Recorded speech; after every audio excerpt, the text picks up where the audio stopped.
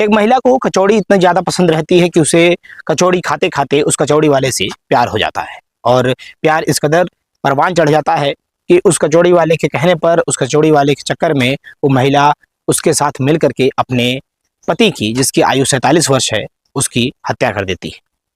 और हत्या की पूरी खबर जैसे ही इलाके में फैलती है, सभी लोग सीधा एक ही बात कहते हैं कि ये तो सोनम रघुवंशी से भी ज़्यादा चालाक और होशियार निकली। नमस्कार, मैं श्रवण कुमार और आप देख रहे हैं एक सच्ची घटना जो कि राजस्थान के अलवर की है। और एक स्थान है जिसका नाम खेलरी है। खेलरी में सुबह तकरीबन 8 बजे सभी लोग अपने काम से बाहर निकले हुए थे, तभी अचानक से एक घर से रोने धोने की आवाज़ बड़ी तेज़ी से सुनाई देने लग जाती है। तमाम लोग रो रहे होते हैं, चिल्ला रहे होते हैं, चीख रहे होते हैं। सभी धीरे धीरे करके लोग वहाँ पर एकत्रित होना शुरू हो जाते हैं, और लोग आकर के देखते हैं तो पता चलता है कि एक तौली है, और तौलियों में एक व्यक्ति फांसी का फंदा लगा करके लटका हुआ है। सभी लोग जल्दी से दरवाजा तोड़ करके प्रयास करके उसको उतारते हैं नीचे। पुलिस को उसका छोटा भाई रहता है जिसका नाम हेमचंद रहता है। हेमचंद फ़ोन करके बताता है कि साहब, मेरे भाई की मृत्यु हो गई है और मुझे पूरी शक है, मुझे आशंका है कि इसकी हत्या हुई है। पुलिस जो है मौके पर तुरंत SHO धीरेन्द्र सिंह गुर्जर मौके पर पहुंचते हैं, और पहुंचने के बाद में पूरी उस डेड बॉडी को तुरंत पोस्टमार्टम के लिए भेज देते हैं। पोस्टमार्टम में जब रिपोर्ट सामने आता है तो सही में पता चलता है कि इस व्यक्ति के साथ में पहले मारपीट की गई, इसकी हत्या पहले ही कर दी गई, उसके बाद में इसको फांसी पे लटकाया गया। अब इसकी जानकारी जब घर वालों को लगती है, आस पड़ोस के लोगों को लगती है, सभी लोग सन्न हो जाते हैं। सभी लोग सोचने पर मजबूर हो जाते हैं कि आखिर इस व्यक्ति का कोई दुश्मन भी नहीं था, इसके साथ में ऐसा कौन कर सकता है। अब धीरे धीरे पुलिस जो है जांच पड़ताल में लग जाती है। पुलिस कप्तान मौके पर पहुंचते हैं, पूरे मामले को गंभीरता से लेते हैं, एक टीम गठित कर देते हैं जिसमें कई थानों की पुलिस और SHO धीरेन्द्र सिंह गुर्जर मिलकर के 150 से ज़्यादा CCTV फुटेज की जांच करते हैं।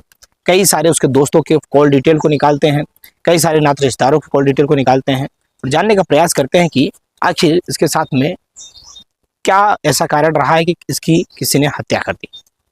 अब लोगों को जानकारी, पुलिस हर एंगल पर जांच कर ही रही थी, तभी उसके भाई ने, उसके छोटे भाई ने, हेमचंद्र ने कहा कि साहब, मेरे भाई की 2 पत्नियां थी।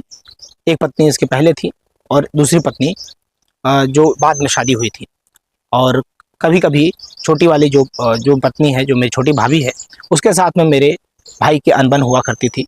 हो सकता है आप उस एंगल पर भी देखिए, क्या पता इंदौर की सोनम रघुवंशी जैसा हाल इस मेरे भाभी ने मेरे भाई के साथ में ना कर दिया हो। पुलिस को तुरंत हेमचंद की बात पे बिल्कुल भी पहले भरोसा नहीं होता है, लेकिन फिर पुलिस जो है हर एंगल पे जांच करने के बाद में आखिरी में हेमचंद की बात पे भी गौर करती है, और उसकी भाभी को कहती है कि उसे बुलाया जाए। फ़ोन किया जाता है, लेकिन फ़ोन पे कोई जानकारी नहीं मिलती है। वो उसका मोबाइल नंबर स्विच ऑफ करके रखती है। पुलिस पता करती है कि आखिर इसका घर कहाँ है। तो जब उसके घर का पता निकालने के बाद में उसके घर जा कर के पुलिस जब दबिश देती है और वहाँ से उसे गिरफ्तार करके थाने लाती है, थाने लाने के बाद में उससे पूछताछ का सिलसिला शुरू होता है। तो पहले वो बहुत सारे बहाने बनाती है। बहाने बनाने के साथ साथ कहती है कि मेरा ऐसा कोई इरादा नहीं, कोई मेरा मकसद नहीं था, ऐसा मैंने नहीं किया है। तभी पुलिस उसकी पूरी कॉल डिटेल को निकलवाती है। तभी पता चलता है कि एक व्यक्ति है जिससे इसकी घंटों घंटों बातें हुआ करती थी, कई रात में हो चाहे दिन में हो, इसी प्रकार से ये बारी बारी करके उससे बात किया करती थी। तभी पुलिस ने और एंगलों पे जांच करते हुए उस व्यक्ति का डिटेल निकलवाया और उसे भी थाने पर बुलाया। और जैसे ही वो व्यक्ति थाने पर आता है और देखता है कि सामने अनीता बैठी हुई है, यानी कि उसकी दूसरी पत्नी, जिसका नाम मान सिंह था, जिसकी मृत्यु हो चुकी है और जिसे लोग वीरू के नाम से जानते थे। उसकी उम्र 47 वर्ष थी। अब वो देखता है कि यहाँ पर तो लोग जो है एकत्रित हो चुके हैं, और ये अनीता क्या कुछ बातें कह रही है, मेरे बारे में बुराई कर रही है। अब धीरे धीरे जो लड़का था उसका नाम काशी था, जो कि कचौरी बनाया करता था। कचौरी उसकी बड़ी फेमस थी, और वहीं पर ये महिला जो थी, ये कचौड़ी खाने जाया करती थी अपने पति के साथ में। लेकिन अब धीरे धीरे बात कुछ बिगड़ सी गई थी, और इन दोनों के बीच में प्रेम प्रसंग का खेल शुरू हो चुका था। अब उसकी जो पत्नी है, उसकी जो प्रेमिका है, वो बताती है कि मेरी परचून की दुकान है, उस परचून की दुकान पे कचौड़ी बनाने के लिए जो भी तेल, बेसन या मैदा जो भी इत्यादि सामान लगता है वो लेने के लिए हमेशा काशी मेरी दुकान पे ही आया करता था। यहीं से हम दोनों का बातचीत का सिलसिला शुरू होता है और इसकी कचौरियाँ मुझे इतनी पसंद आती थी कि ये मुझे फ्री में ला के दे दिया करता था। और धीरे धीरे जो मेरे पति है उनकी 2 बीवियाँ थी, जिस कारण से वो मुझे इतना ज़्यादा ध्यान नहीं रखते थे। इस कारण से मैं इस काशी के ऊपर फिदा हो गई और काशी को भी बार बार उस महिला की तरफ जो आकर्षण है बढ़ता ही जा रहा था। दोनों में प्रेम प्रसंग शुरू हो गया। मौका पा करके दोनों एक दूसरे के साथ में अवैध रूप से अवैध संबंध बना लिया करते थे। और इस महिला का एक बेटा भी था जिसकी उम्र लगभग 3 से 4 वर्ष है।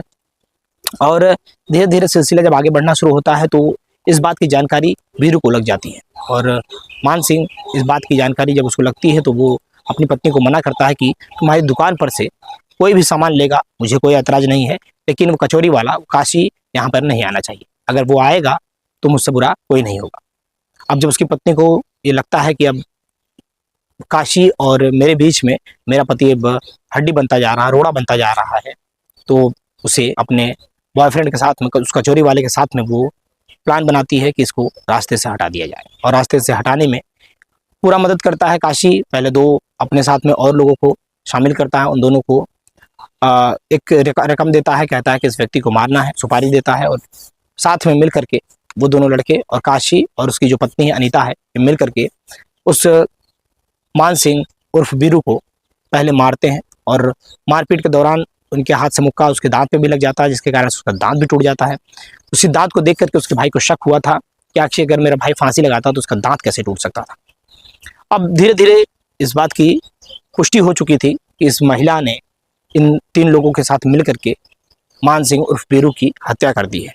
और तुरंत खबर चलने लगी कि देखिए 17 मई 2025 को 10 जून 2025 को प्रेमी के साथ मिलकर के इस महिला ने इस व्यक्ति की हत्या कर दी।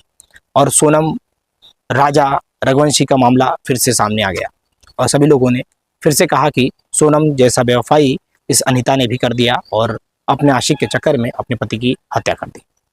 दोस्तों, इस कहानी को सुनाने का उद्देश्य हमारा किसी व्यक्ति विशेष को ठेस पहुंचाना मकसद नहीं है, तो आपको जागरूक करना है कि पुलिस प्रशासन की सख्ती से कातिल तो पकड़ा गया, लेकिन क्या अब उस व्यक्ति मान सिंह उर्फ वीरू की जान वापस आ सकती है? क्या उसके परिवार की हंसी खुशी वापस आ सकती है? कभी नहीं। अब इस महिला और उन 2 को पुलिस ने जल्द से जल्द चार्जशीट तैयार करने की बात कह रही है और इनको कड़ी से कड़ी सजा दिलाने की बात हो रही है। देखना है कि इसमें क्या सजा कुछ निकल के सामने आता है, लेकिन अब इन्हें जेल की सलाखों के पीछे तो जाना ही पड़ेगा। लेकिन दोस्तों, आप भी अपने जीवन में सावधान रहें, सतर्क रहें। वीडियो कैसा लगा कमेंट करिएगा, प्रतिक्रिया दीजिएगा। मिलते हैं फिर नेक्स्ट वीडियो में। चैनल पर नए हो चैनल को सब्सक्राइब कीजिएगा। जय हिंद, जय भारत।